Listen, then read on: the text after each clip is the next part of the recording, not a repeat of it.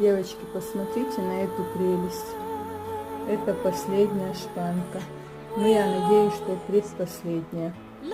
Самая-самая предпоследняя. Наш знакомый привез с собственного сада.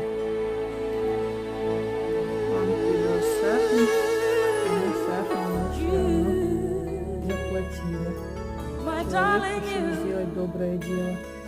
В общем, еще несколько дней по чуть-чуть будем кушать шпанку, а потом уже ее, наверное, не будет. Еще у меня на маленьких 2 деревьях есть вишенка, ее тоже надо сорвать. А эту шпанку на вареники, на компоты или на заморозку. Всем приятного аппетита, пока-пока.